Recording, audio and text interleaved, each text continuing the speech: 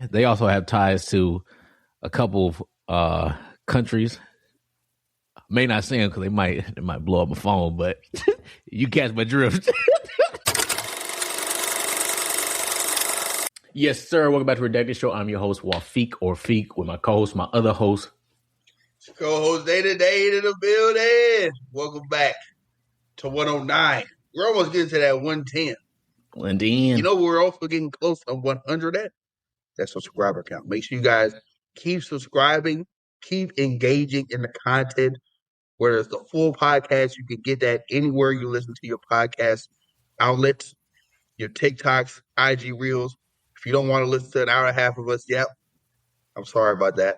You can go to the IGs, you can go to the TikTok channel and engage in those little nuggets of content as well. So we appreciate everybody's support nonetheless. And if you want to support us monetarily, make sure you go in that link in the chat below. Sorry, I was thought about the sneeze, but you go in the link in the description below. You can donate. That's 5 cents, 17 cents a day, $5 a month. So you can send that the redacted way.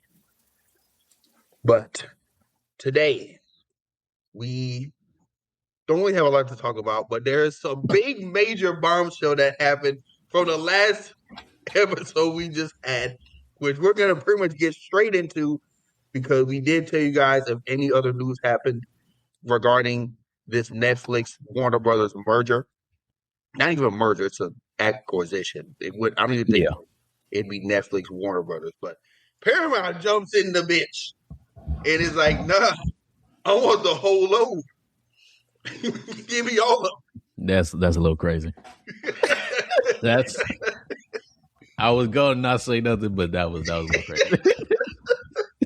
But Paramount pretty much trumps Netflix original $82.7 billion, that's billion with a B, dollar new offer. And I think the offer it was like Paramount 102 or 105. It was like 100 some billion. Yeah, the offer they offered was like 102 or 105.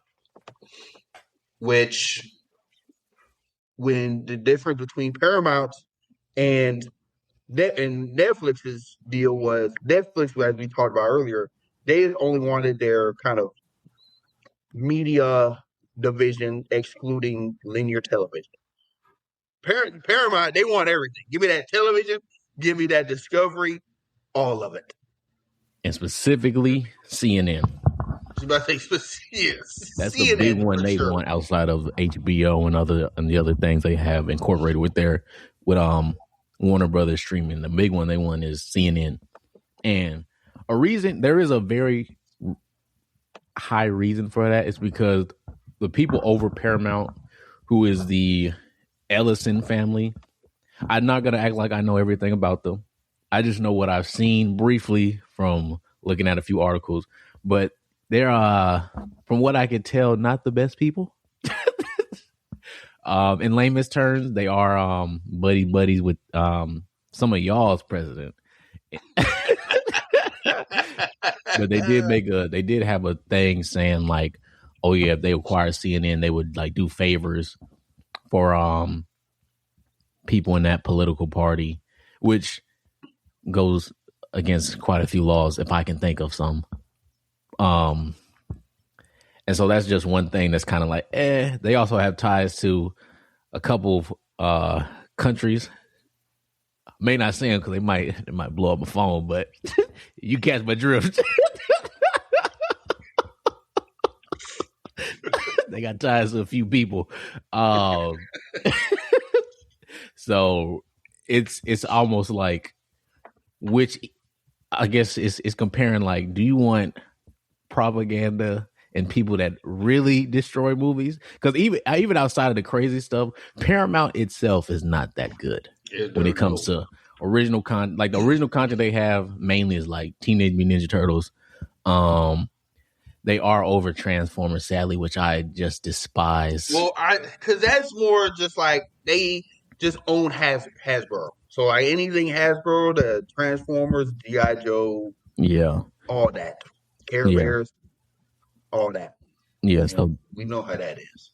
Yeah, so it's almost like which even do you want the people that are awful or do you want the people that are like bad? And Netflix is bad, but Paramount's worse. So if I actually had to choose a side, I would definitely say Netflix. Even though you probably they have backtracked the statement saying no, we do want to do theatrical releases and all this stuff. So I mean, all this stuff. I can say what I want. I'm not the person in the room writing these deals and everything, but I'm giving my opinion regardless. Yes, and as I give mine as eloquently as I can, this is bad. This is bad on so many levels because to sum it up, we're gonna have one person over essentially all like the major news channels. So right now, Paramount they own their CBS and I think MSN. No, that's Peacock, or I guess that's NBC. But still, Yeah. they own CNN. They can determine, which they already got ties with Orange Man in that Oval Office. So they can just control whatever news they want. The news already, people feel like they can't trust it because it's just fear mongering, especially when today's heightened society with everything going on. You can't find any good source of news. Now you try to monopolize the news on top of monopolize the media and the content that we're getting is just a recipe for disaster on top of just a very incompetent studio in Paramount. Exactly. That I'm still stuck on how you have a Halo series with Master Chief showing his face 90% of the time and mad why people don't want to watch it. That is not my Master Chief. That is not John 117. You know what gets me? And I feel like I've talked about this before, but it just every time I think about it, I just get angry. Like this is a tangent. Transformers 1, that movie, they did no marketing for it. And then when it came out, people were like, "Oh, this shit is actually like really good." Where the hell they're like, why am I just hearing about it after it's been out for like a week? It's because people like what TikTok people do. They make edits about stuff. So people were making edits. They were like, "Oh, they said this was in the movie. Why ain't nobody tell me?" Because their marketing was so bad. Their marketing was like it wasn't like they were marketing teenagers. It's like they were marketing like 3-year-olds, which is like terrible. I'm not gonna say it's terrible, but it's terrible. Bad. And then it's like you had this big push of people saying, "Oh, that's one of the best Transformers movies made, live action or animated. It's one of the best. It's not the best, but it's one of the best." But you have all these people saying, "Oh, this movie's great," all this other stuff, and you're just like, "Yeah, we're not gonna do a second one, regardless of what y'all say." Like what? And now you talk about you want to. Granted, I will go watch it if this does happen. Now you're talking about, oh, we're gonna bring back Michael Bay and all the old cast members, all this other stuff. I'm like, yeah, that's cool, but at the same time, it's like that's not what we asked. You milking a drained cow. Like, what are we doing, bro? I need some. I don't care. I'm not gonna say I don't care about time travel, but if you do the time travel thing, I don't care about that. If you do just they older and everything, it's like this story, like it's played out at this point. It is. Like the whole multiverse, you see what Marvel doing, and it's just like, come on, guys. Let's get with the program. So Warner Brothers is just kind of sitting pretty like, oh, I got two people fighting over me. I can just, sit here and be the cute woman on the bench whole time. You got niggas fighting over women and stuff, but Warner Brothers DMs jumping right now. Ooh, Warner Brothers Warner Brothers got out that relationship. They posted something about it. Everybody said, they said, "Oh, you ain't post them no more, huh?" Okay. Hey, Paramount trying to put I'm playing tonight. Oh man! Oh my gosh, Shannon is a crazy person. Nah, but all in all, to kind of get this back on track, like just we already thought Netflix was this was bad. Paramount, if this happens, this is even worse. And then this is just gonna swing because who's to say Disney, the mouse, don't jump in this bitch and it's like $150 billion on everything. They got their own problems with what they did you see? Well, I'll bring it up after this topic, but they got their own problems that they gonna have to sort out soon, very soon. I didn't see that, but yeah. Let us know what you guys think about this. This back and forth with Paramount, Netflix deal, Warner Brothers. Who ends up buying it? Does anyone end up buying Warner Brothers? Does Disney come in with a fat ass check and it's like, I'm sending all y'all up and slapping straight bankroll in y'all face? Now we got Spider-Man making movies with Superman. Bruh. Yeah. But yeah, let us know what y'all think. So next topic, I just thought about it because you mentioned Disney. So I don't know if you saw, Disney has invested $1 billion into OpenAI. And they're allowing them to use like any of the, let me see. I'm going to read right here. Disney has signed a deal with OpenAI and invested $1 billion into the company. Sora will now be able to AI generate videos based on animated, masked, and creature characters from Disney, Marvel, Pixar, and Star Wars. Curated selections of AI generated videos will be released onto Disney Plus. So are they? Is they're saying they're getting basically an AI animation studio? Is that what I'm hearing? I guess effectively they're going to be having, I don't know how it's going to look, but they're going to have, I guess, an AI section on Disney Plus now once this, I guess, it gets going. And then they're going to have AI generated videos with their, it sounds like every type of character except for real people. Because I can see why, because that will come into like likeness licensing and I don't know, trademark stuff that I don't know in depth, but that's because what I can see happening. But yeah, this is very interesting. As someone that is, in layman's terms, kind of dealing with AI right now, this is bad because you're putting out. This is taking jobs from people, real creatives. On top of license, like even if it's just the animation side, it's all this AI media stuff is just not good. I don't know if you've seen on YouTube because they'll have like these AI generated commercials for I don't know if it's sports betting or it's some shit. Those commercials are terrible. It's sports betting. Yeah, it's Underdog. It's AI. It's Underdog sports betting. I'll see that AI video and I always just be like, "This is so ugly." It makes me so just like, ugh, slimy. So I'm just like, I don't know what it is.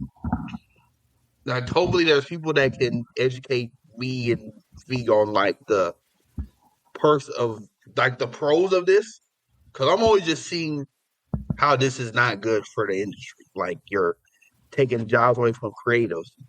You're creating content with people already have very strong opinions about, like the stuff, and the content that it's making isn't at a point where it's just good. Like, unless you got AI videos where it's looking one-to-one, like if there's an AI video of us and it looks just like this, they're talking just like us, one-to-one, you won't know the difference. They're still doing that now, but if you're dealing with licensing issues, you're dealing with name, image, and likeness reasons, suing all these other people, and it's just not good. Disney already is in some hot water dealing with their VFX people earlier. Mm-hmm. So I can only imagine how this is kind of splintering that relationship now. I wouldn't be surprised if they just get OpenAI to start doing all their VFX shit. That shit gonna be looking hideous. It's gonna look like what opening was it for that Marvel show? It was a Marvel. It was Secret Invasion. Secret Invasion. When I saw that intro, I said, "Ooh, this is bad. It's not good." So it's gonna be interesting. Like, if I had to look at it from the perspective of like a creator that I won't call it, well, somebody that uses it, I could see where it could be helpful, but at the same time, it's like, I think it always depends on the context. If it's writing or not drawing, if it's doing everything for you, it's like, to me, that's not good. Mm-hmm. Really using it in general is not good. Like I don't really want to see that, but I'm just thinking like if you had to use it in your work, if it's like cleaning up, say, a panel, because you just can't figure out how to do it, then okay, maybe. I mean, I still wouldn't support it, but okay. But it's like if it's drawing, animating entire scenes for you, what are we doing, bro? Yeah. Get that slop off my screen, man. Yeah, it's just no one. I think is I don't know anyone that's asked for this. That's not a corporate big head or just thinking about the money aspect of this. Like they the only ones. They're the only ones. They're the only ones. I don't know. I would love to be a fly on the wall in these meetings that is making these people make these decisions on this OpenAI stuff, how it benefits the company, whether they're saving something.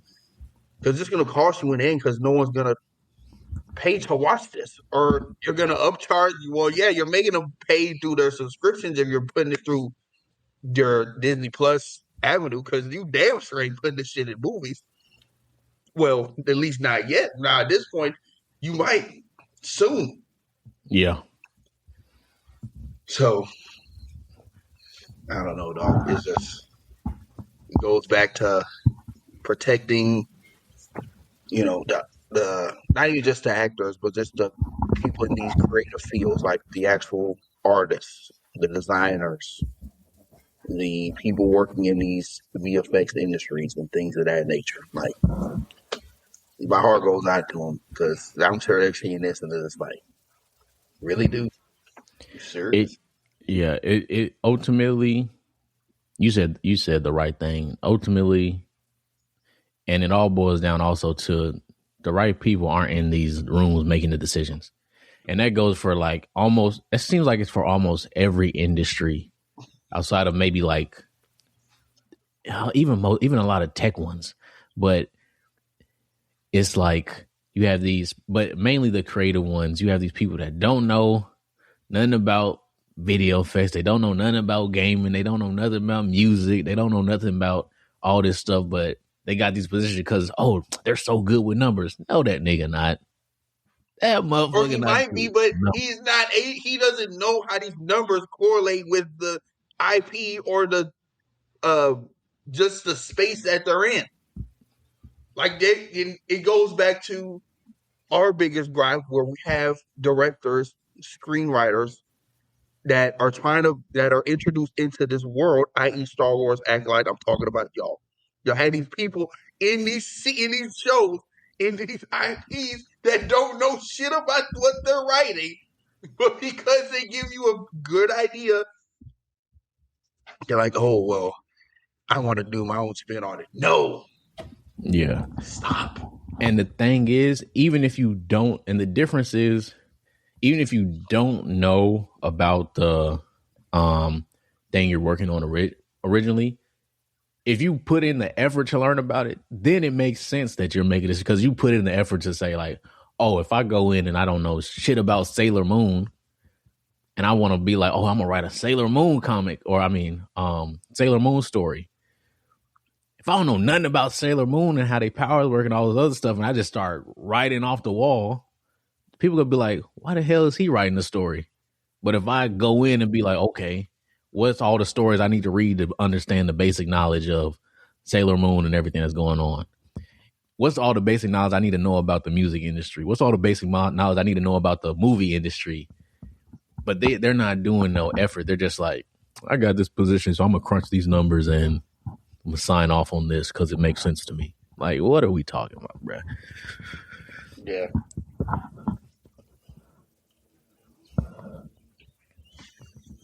Yeah, I'm just like, what are we talking about? Speaking of what are we talking about?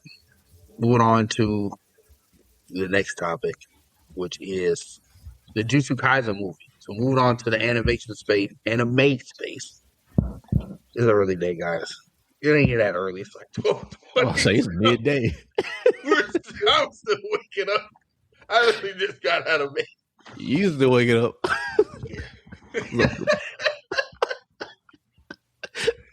Anywho, talking about the Jujutsu Kaisen movie that came out a couple weekends ago. I think the first weekend of the month. Yeah, 2 weeks. Takes place pretty much between the transition period of the Shibuya incident. Yes, sir. They played that for the first half, and then leading right into the start of the Cullen Games arc. Correct. And I'm not going to talk about the Shibuya incident. If you haven't seen that, go watch it. Your life will be changed. There's enough content to talk about that. We're going to talk specifically about the new shit. So we know, I was about to say Gojo. Well, Gojo is sealed. We know Itadori is pretty much, his execution got basically pushed up. They're like, nah, he needs to die today. Yeah, the board is like, all y'all niggas are a menace to society, because we knew the board didn't like Gojo because he was doing his own thing, and they were just waiting on him to kind of get moved from the picture because they know they couldn't light a candle to him. Yeah, because at the end of the day, Gojo is he's the nuclear deterrent. He's the red button where it's like nobody does anything if Gojo is moving. Yeah. So, and that's what they kind of showed a lot in when you watch the first season and all the other seasons. Even when they showed him as a kid, they're like, it tells you in the story. It's like once he was born, everything in that society changed. Everybody's like, oh, we got the second coming of the sun here now. It's like, so Gojo got sealed. Yuji, his execution order got pushed up. The principal's execution also got pushed up because they said he was in cahoots with Gojo, and they're pretty much at the end of the day they're blaming the whole Shibuya incident on Gojo. Mm-hmm. Yeah, which it's not like, I don't know how they can do that outside of just straight hate. They just don't like him. I'm like, there's nothing about that incident that has anything to do with Gojo outside of the fact that the person that orchestrated the whole thing was taking the possession of Geto's body. That's not even him. Yeah. Which we don't even, or at least I don't know at this point of the story, because I'm an anime only guy. So I don't know. We don't know who that is, because he's lived so long, he's taken so many forms, unless they reveal who that is in the manga. Well, they said the most you get, honestly, is that when Chozo said his name at the very end, when he was like Noritoshi, that's just one of his names, but he's just evil, bro. I don't know how to say, like, he's just evil. But and there's a reason he's doing this, but it tells you kind of later on exactly why. But yeah, Noritoshi is his name for right now. Other name was, I don't know why my mind's going blank, but yeah.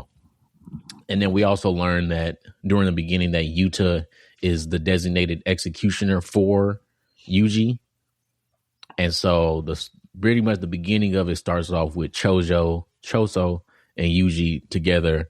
They're exercising cursed spirits, and then they kind of find out through some events that occur that, oh yeah, Yuji has been designated for execution, because Yuji hasn't been back at school at all this whole time. Once it ended, Yuki came and talked to him. Yuki's the other special grade sorcerer, like it's similar to Gojo, so she's special grade. And then she kind of lets them know that, oh yeah, I was watching kind of everything unfold, but I was letting Gojo do his thing because I don't want to. She was like, look, at the end of the day, I'm not on anybody's side, but I was just gonna watch and hope that he just figured this shit out. So we see all that displayed, and pretty much the fights. So we also are introduced to the Zenin clan again. We know that Naobito, You talking about the dad? Naobito. Yeah, Naobito Zenin. He's the head of the Zenin clan. And if y'all remember during Shibuya incident, he's the one who got barbecue chickened. Barbecue chicken By Jesus. Jogo. Jogo. There's too many Jogo. I'm saying too many, but he got lit up like a match in the night. So he's dead, and now there's an open seat in the clan now. So everyone's vying for that power. We know the Zenin clan, they make shit shake. So if you're the head of that clan, you're that nigga. So the will is red because we're introduced to. You're introduced to the family tree, but you're introduced to Naue Zenin, who's his son. You're introduced to Toji's brother. I forgot his name. It's not important. And then you're introduced to Naobito's brother, who is also Maki's dad. Maki and Mai's dad. Mm-hmm. Yeah. And Megami comes in because in the will it pretty much says like anything that was in Nobito's possession, all his rights, go to Naue. Unless Megami, what do you say? Like Megami is still alive? Yeah, it said unless Megami is alive, but then Gojo is not, I think, present anymore. Yeah, it was one of those like it was worded like that, or it was worded. I know it was worded with Megami is alive, and then it was either had the Gojo clause or it had like if he's pretty much just about mastered his technique. I'll have to like Gojo clause is crazy, bro. He's a clause, bro. He's first round draft pick clause, bro. He literally is the Gojo clause because when he was around, you just brought it up. Nuclear Blade, if Gojo here, you don't move unless he say jump. Now that nigga sealed, we can do whatever we want to. Because who gonna stop us? But so we're introduced to that. And yeah, it was the Gojo clause. My bad to cut you off. It was like if Gojo is incapacitated in any form as well. So he's sealed. Dang, I wonder how that's gonna look when he comes back eventually. I can't even tell you, buddy. I've no thoughts.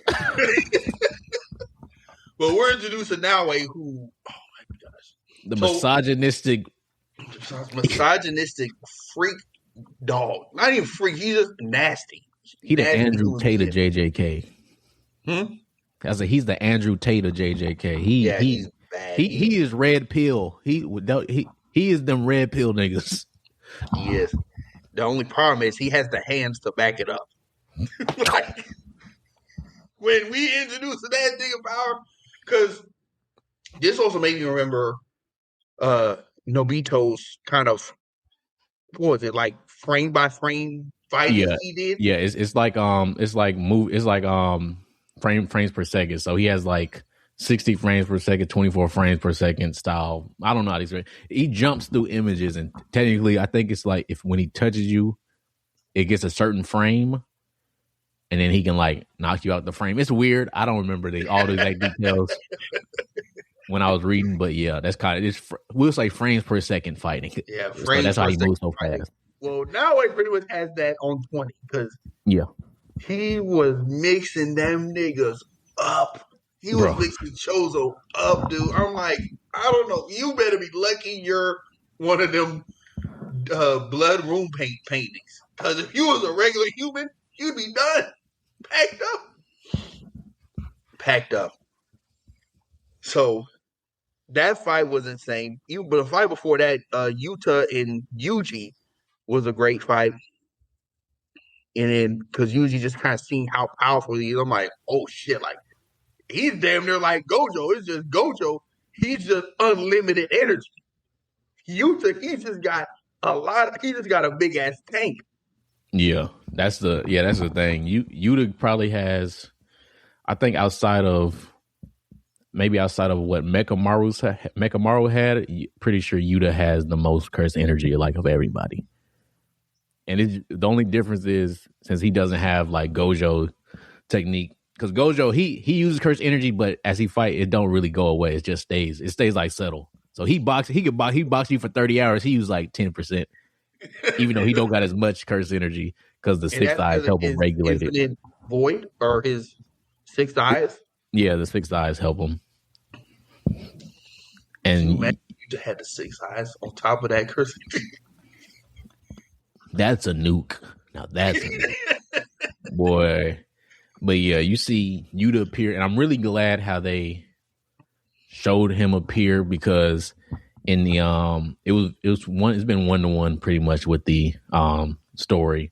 They have added a lot. They've taken out a few things. Like when they were fighting in the street, him and Yuji, there is a specific scene that I was waiting for. They didn't do when Yuji goes through that Jeep and gets that knife after he breaks it.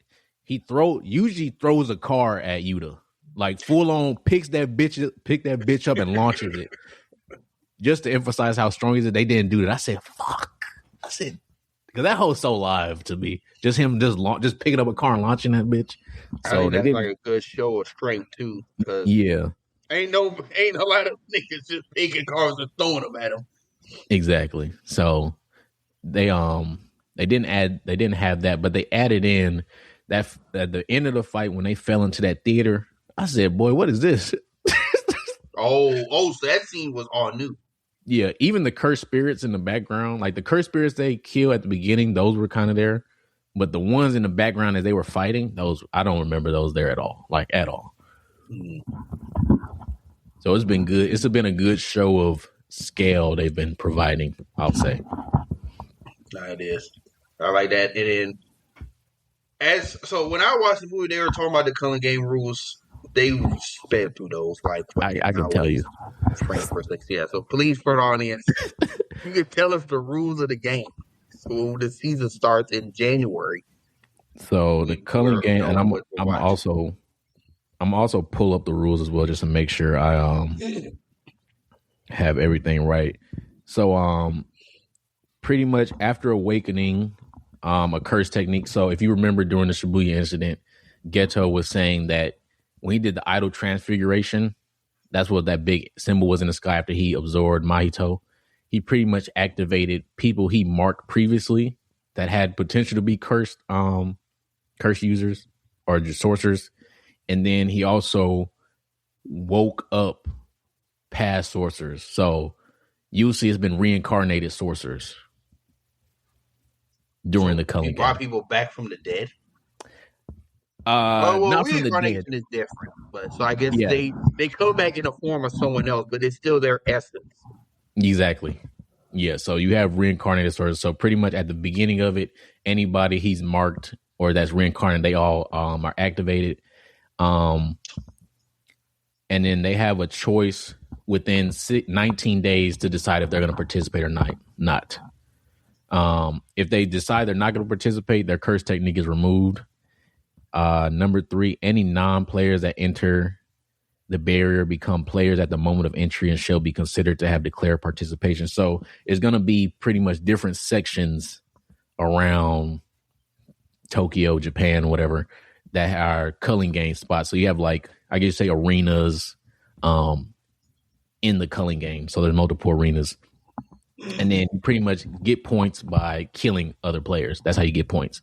You get points by killing other players. And the points, I believe, are decided by like how high level the person is, if I remember correctly. Yeah. So the points are determined by indicating the person's value. So sorcerers are 5 points. If you're not a sorcerer, you're worth 1 point. And then if you get 100 points, you can make a new rule into the games. It just has to be approved by like the game master, who's Geto, but it has to be approved. Most of the rules be getting approved anyway, but that's neither here nor there. But like we have yet to find a rule that was not approved. Yeah. So, and then I'm I'm trying to think. I think that's pretty much all of them. That's the main ones. It's you could think of it as like Hunger Games and other stuff. You go in there with your technique.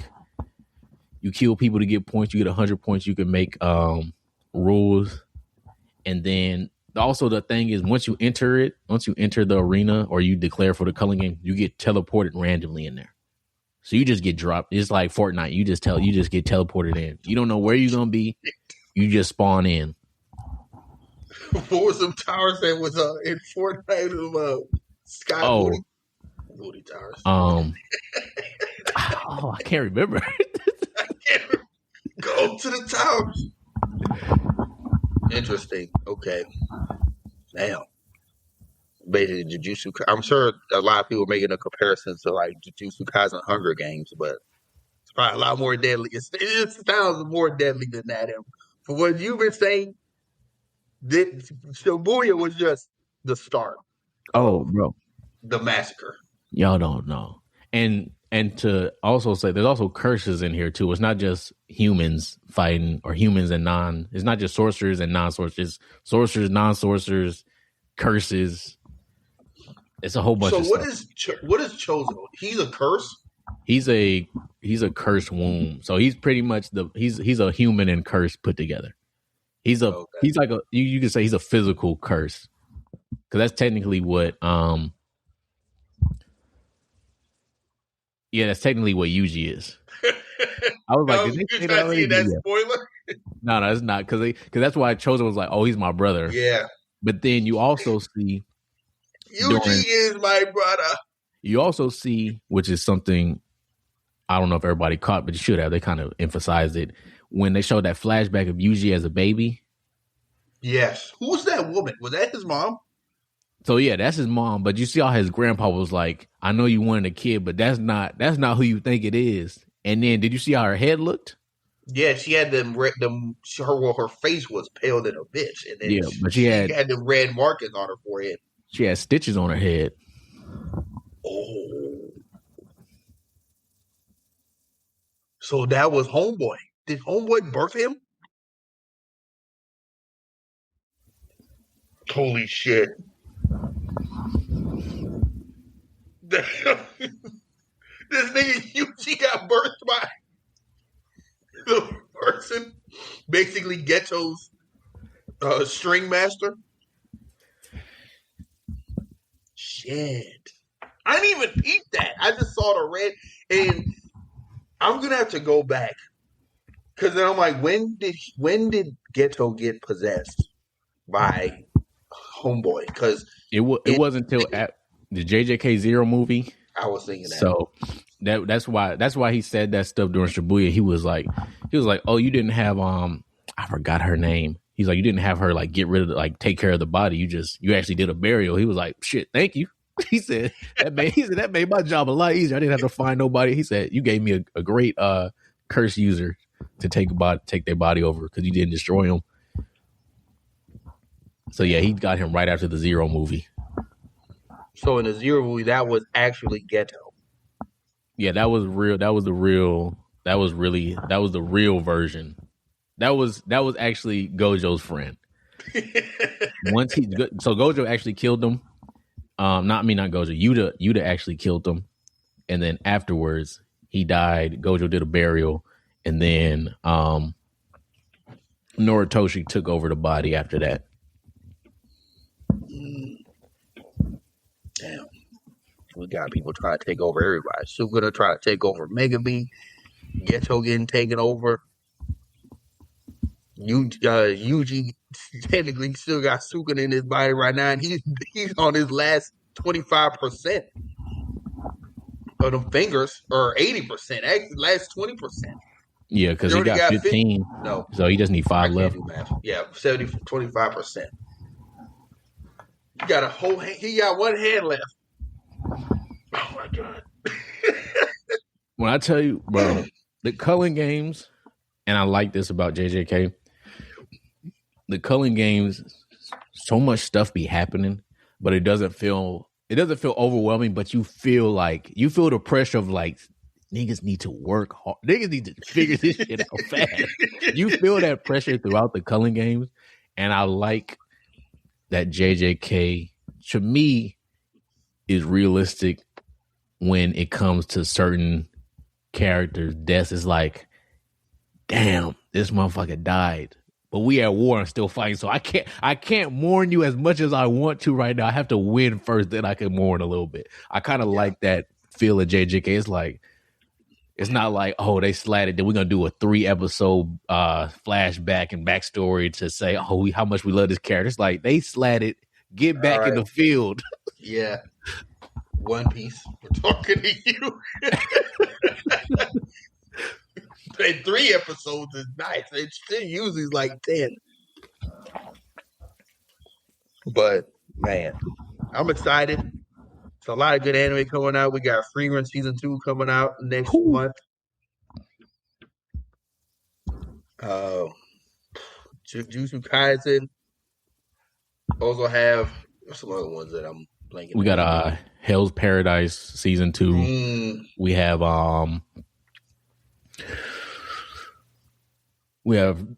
Fire Force coming out as well later on in the year.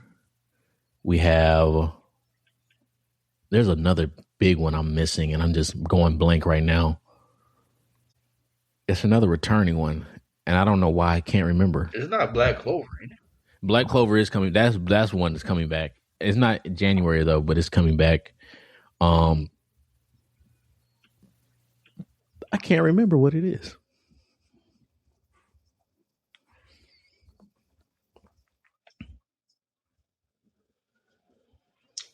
But anywho, there's some good eats coming. Exactly. Next month and on. And we'll talk about this show because it needs its recognition and just the quiet kind of being kept under wraps right now because Disney doesn't want the show to do good, and that's Wonder Man. Wonder Man does come out next month.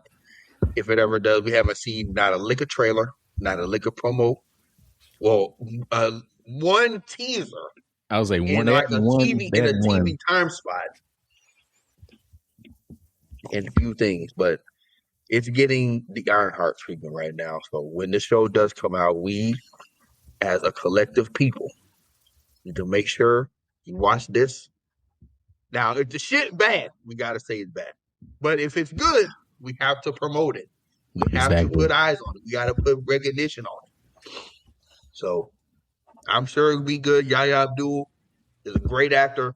Exactly. He got a good cast. I'm not sure what the fuck Wonder Man is going to do in this new sort of leaning into her scope of Marvel heroes now, but it's an extra character, extra body. I got a question. So I am not that much familiar with Wonder Man. Like I know the character, but I don't know like everything he does. And one thing I looked at one time, I don't know, I didn't look in depth with it was that I guess his gimmick is like during a lot of major battles, he's in the background, but he's not recognized. I don't know. It was something I read about. I think that was him or it was somebody else, but I don't know a lot about Wonder Man in general.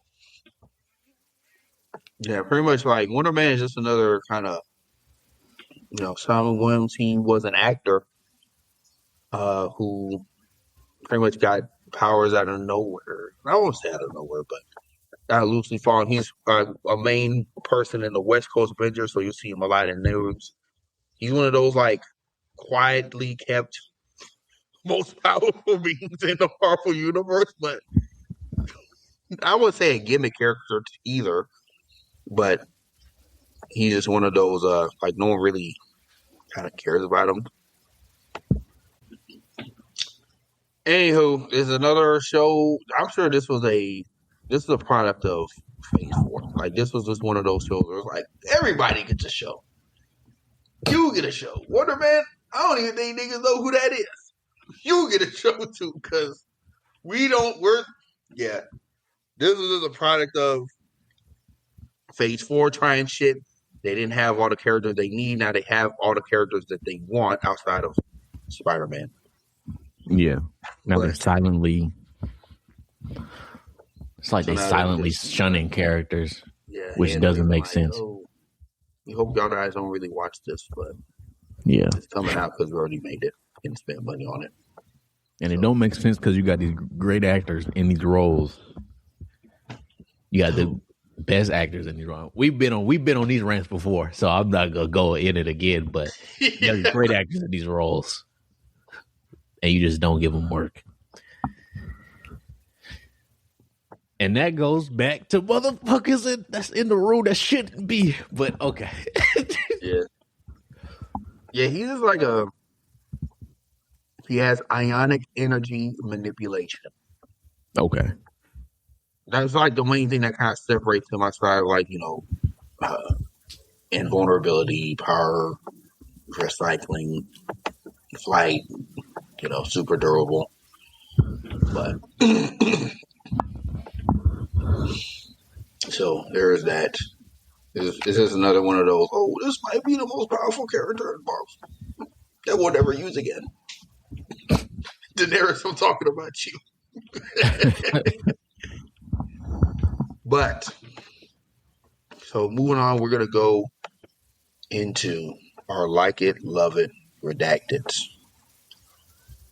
Don't really have much outside of some Sinners news. So Sinners has won 8 awards from the African American Film Critics and Association for Best Picture, Best Actor, Best Director. The actor being Michael B. Jordan. Best Writing, Best Supporting Actress was Wunmi Mosaku, who was Smoke's love interest. Yeah, Wunmi. And Emerging Face Award, which was Miles Canton. That was Sammy. Best Music and Best Ensemble. We love this. Sinners. I was sitting in the car yesterday and someone was like, have y'all seen Sinners? This is a good movie. I didn't jump in the conversation because I didn't want to take it over, but it was just people saying, I haven't seen it yet, but I saw like the first half of it on playing it. It was good so far. I'm just like, man, you don't even know. It's just a timeless classic. Like, you can watch that, you can put that on any time of the year, and that movie's gonna outlive its time. Yeah. I don't think people realize, and this movie has already gotten enough glazing, so I'm trying to be tame, but this movie, I don't think people understand the making of this classic. Like, we're living in the pre-stages of the classic. This is how people felt when movies like, I don't know, like in Titanic. Like Titanic came out. I was about to say like Friday, because I'm just like, there's no way a movie like Friday was literally moved like a lightning in a bottle movie. It's literally just about some niggas on the side of the street on a Friday in South Central Los Angeles. You can't make a movie like that anymore. And it's going to have that sort of effect on a community. Sinners is one of those movies. Just like niggas trying to have fun at a juke joint and vampires show up. True. You can't, like, that's just a level of creativity. This literally a lightning in a bottle, and no matter how many, they could make a Sinners 2. It might be good. It won't be the first. Exactly. Because the first will be, because anything that's related to it, if anything does come out that's related to it, it will be looked at under such a microscope compared to the first one that even if it objectively is better, mostly everybody will find a way to say it's not. And that's just the harsh reality, I think, of making, like, it is. When people make actually classics, it's like, yeah, this new stuff good, but it ain't better than this first one. Better than the first. So that's how really Black Panther was. And unfortunately, because I think, all things considered, with Chadwick Boseman passing, God rest his soul, if he still was alive, there's no way the movie itself was still great. There's no way you could tell me, like, with Chadwick Boseman still being in that role, that shit would have made $1 billion. Like he was on a path to being the next face. They were going to hand him the keys. But oh man, that's pretty much it for our like little redacted. There's not really much news outside of the Paramount deal that we already talked about. Oh, how'd you I guess like it, lower redacted. Did you see the Supergirl trailer? Oh shit, that did come out. I did not. I was gonna say, how'd you feel about? They only showed like 1 second of Lobo, but oh yeah, I did see a picture of Lobo, Jason Momoa. Oh, now I'm just remembering all this shit that happened. So the first thing, Supergirl teaser, first image of Lobo. I think Jason Momoa looks great. He was made for that. That's a fat ass cigar, bro. I thought that shit was his eyeball at first. I said, why is eye glowing? That is a fat ass cigar. I love it.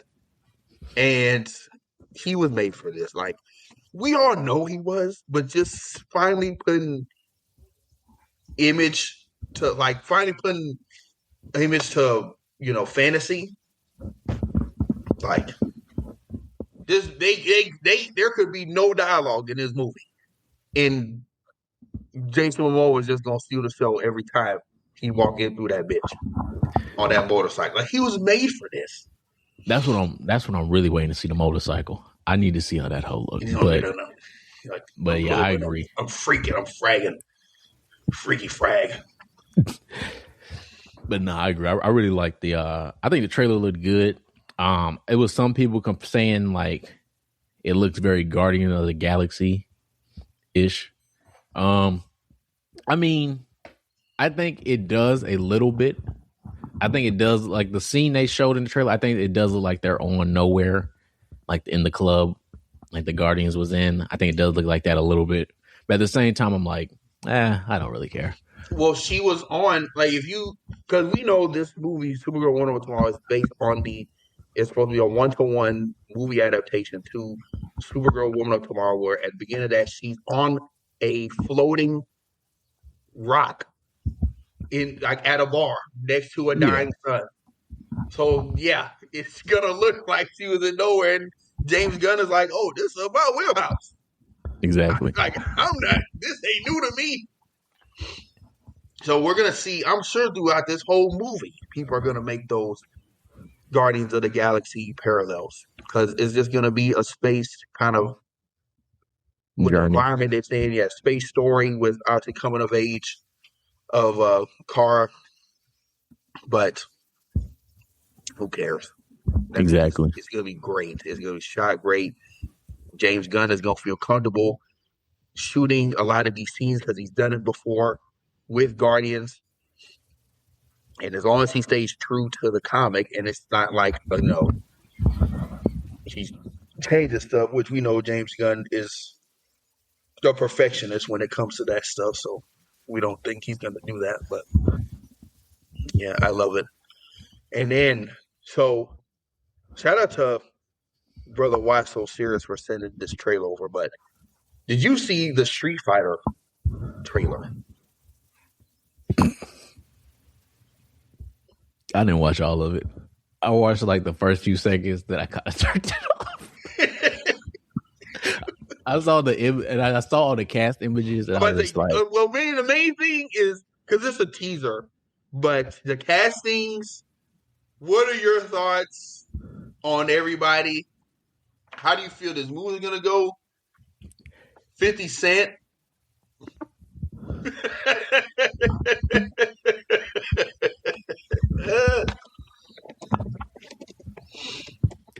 I think overall, I know people say this about a lot of movies, like, oh, it's either gonna be really good or really bad. I think this is one of those movies you can definitely say it's either gonna be. I think it's either gonna be really bad or serviceable. I personally don't think it's gonna be all that great. Like, I don't think it's gonna be all that great. I think it's gonna be either really bad or barely serviceable, just personally. Because I'm thinking about like some of the Mortal Kombat movies. Like they're interesting, a few of them, but some of them I'm like, this is not all that great. I definitely feel what you're saying. I think because my mind was just like, okay, with movies like this, because this isn't the first time they made like a Street Fighter movie. But the problem, especially with those early movies of 90s movies, they try to take themselves too serious. This is a fucking video game movie where people look ridiculous in the movie fighting. Insane. So if they lean into that, if you embrace that, which it seems like they are in these castings and the trailer, I think it'll be fine. I don't think it's trying to make no money. I think it's just trying to have name actors play these well-known characters in this IP, and it's just people fight. If it stays true to that, we don't need this intricate plot. We don't need you don't need this groundbreaking story. Just something followable and niggas fighting. And if the fight scenes are good, because that's where another thing where this movie could really excel in. If the fight scenes, animation, if there's or the visual effects, like if it doesn't take you out the movie, then that's where you have a movie like The Running Man, where it knows this is ridiculous, but everything shot about it is great. So it's like it's one of those things where we're not expected to make bankroll, but just something that's fun to watch. And I think this movie will be very fun to watch. Yeah. Something that gets people talking. And then with all that traction, then we can potentially make more money just because people talking about it so much. And then it's just like, they're probably like, why not? I mean, Mortal Kombat, that first movie was ass, or at least the first remake. That first movie was not good. They're getting the second one. And it seems like in the second one, they're learning from the mistakes of the first, where they're leaning into the characters that will name characters, like not just some random characters we have no lore on. So leaning into those characters, and just Mortal Kombat is just niggas fighting and niggas looking cool fighting. That's what Street Fighter is. So if you lean into that, don't give me no intricate plot. Lean into that. Fight scenes have to be on point, and lean into the ridiculousness. Hadouken. Exactly. And then you got to have those. Sure, you can. And I also like, this might sound crazy, but I don't think it is. Like, they're not like whitewashing these actors that are clearly not white. Like, they have an Asian Ryu. They have an Asian what's the other, Ken? Or no, he white, but Ryu, everyone else, like all the characters are, within their ethnicity, respectfully. Yeah. And then I didn't even realize they had Roman Reigns playing Akuma. Yeah. I saw that. I said. Then Cody Rhodes playing Gilly. Like, you'll see that. Like, come on. That's what I want. That's what I want in a Street Fighter movie. Go all in. Don't be scary.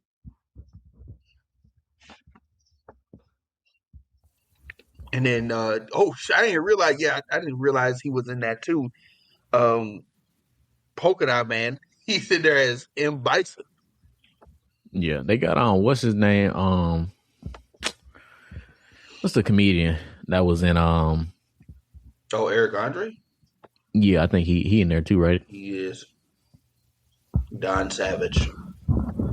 Oh, and Andrew Schultz. That's random as hell.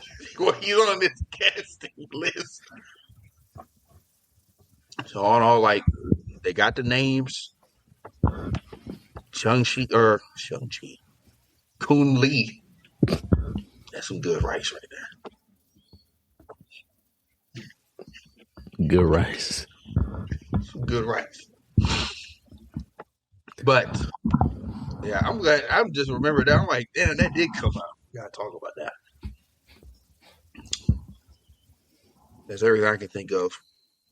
Yeah. The only other thing major was they did the Green Lantern teaser Did see that? Yeah. spot. That was a few, I think like 30 seconds maybe. Yeah. I watched it. I mean, it wasn't nothing going on, honestly. Yeah. I Hal mean, Jordan rolls out of the car. We see the lantern ring. Nothing really sneeze at. We didn't see any lantern suits. We know it's Earth based, so they're not probably gonna be doing a lot of space shit. At least not this season. I don't expect them to go into space until let's call this right now. Over under number of scenes where they're in space. Or where we're in space, like we as the audience. They show people in space. I think it's less than 4 times. And we're talking any scene, even if it's a flashback? Any scene. Is it over under 4? That was the over under 4.5. I'm going less than 4.5. I don't think we're in space at all until like the end. I can see them doing, I'm gonna say over. Only because I can see them doing like a couple flashbacks and them having them them having those flashbacks in space or in like somewhere that's not Earth. So I'm gonna say over. But I think they're gonna be early. I think they're gonna be like early to mid of the season. I think later on in the season it'll be that's when it's just like, well, we ain't caring about space for real until the last episode. Yeah. So, moving on, I'm going to get into that infamous bag. Feet, please drop that music. Yeah, bitch, I'm in my bag. Bag, bitch. I just made a bag. Bag, bitch. I just made a bag. Bag of beef, bag. All right, Feet, I think you had this episode's Getting Our Bag for today. All right, so for my Getting Our Bag question, you are going to blind rank 10 things. Oh, shit. And this is just blind ranking 10 things in general. Okay, so for the first thing, we're going to say One Piece, the anime.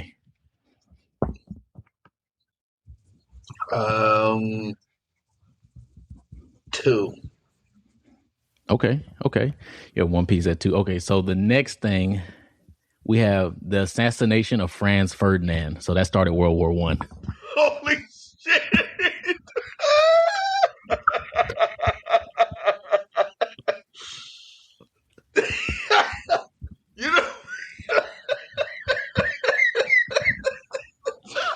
You know, you know what?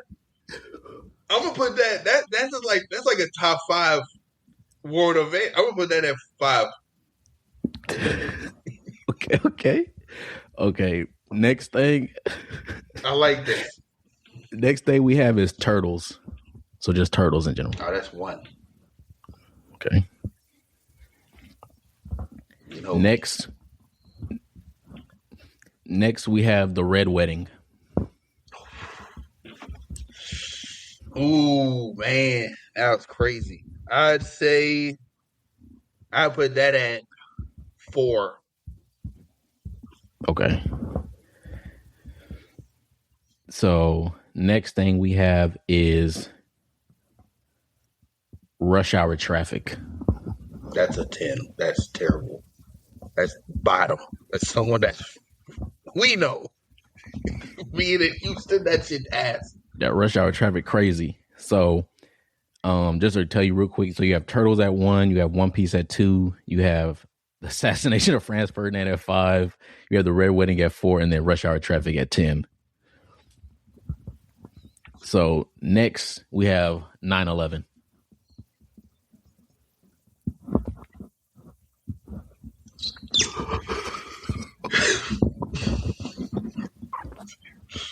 You know, so my thing, am I ranking like what I think is? You just blind ranking 1 through 10. Ranking? That's like number 3, dude. Like That's number 3. We got to think like that changed so much about this country. We were never the same after 9/11. That's like a top 3 should be event like that 10. happened. Huh? I think 9/11 should be like 10. It's pretty bad. I'm thinking like top. I'm thinking listing like Impact. Okay. That had like a top 3 impact on the country.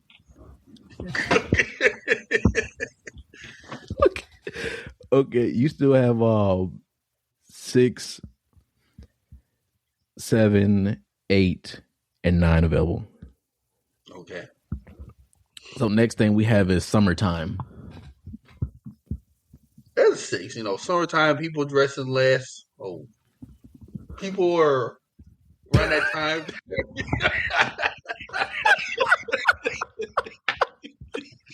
People are more comfortable. They're, in their summer buys. The sundresses come out, and that's a great time of year to be in. Okay. Next we have Ace's death in One Piece.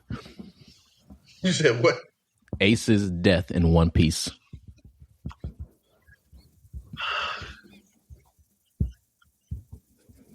That's like that hurt.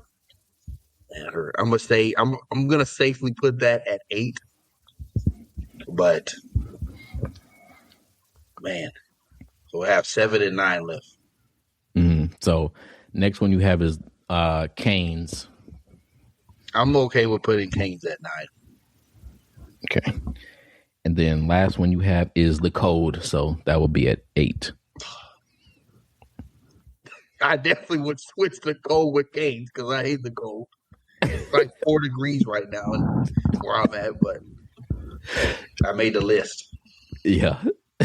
So to reread the list, you have Turtles at 1, One Piece at 2, 9/11 at 3, The Red Wedding at 4, The Assassination of Franz Ferdinand at 5, Summertime at 6, Ace's death at 7. Yeah. Yeah. The Code at 8, Canes at 9, and then Rush Hour Traffic at 10. So let us know what y'all think of my ranking in the comments below. Oh my! We definitely got to clip that. But hey, I didn't have to get our back question. So with that being said, we're gonna go ahead and get into the redacted rule. Redacted rule for me is this is just my reminder to layer up. It's that time of year and put some air in them tires because I know they low. The redacted rule for me is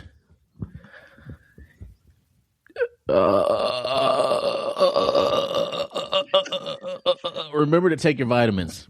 The weather's changing constantly a lot. You can get sick fast if you don't take your vitamins. You don't be proactive in your health. So take your vitamins. Do some push-ups, sit-ups every night. I'm saying that because I haven't done my push-ups and sit-ups in a minute. So it's a reminder to myself to stay on the program. With that being said, it's been another great episode. We appreciate everybody. It's been your boy Data Dane. It's been your boy Wafik. And we out. Peace. Recipes call me, I'ma show 'em how to shoot. On the 4-5, jump in the ass, my crew. Yeah, I'm step with a fan, keep it all of the hoes on mute. Pull up park, could be yellow with a brew. 48 for a quick burst. Crazy 8s in the back, yeah, the trunk on hot like a cue. 40 on me when I'm in the backseat. Blotter, paper pre-cup. Chris make juice to the drop like Shane came with a clean plate, came with a sink. The Paramounts came with a mate. Charcoal's white like paint. My hoe by the hoe, cause she know it's my king. Hit on my side, cause I drop a song. Think you should hit up the link. The phenotype came from the pink Colombian thing. Yeah, the genetics unique. See it right on the beat.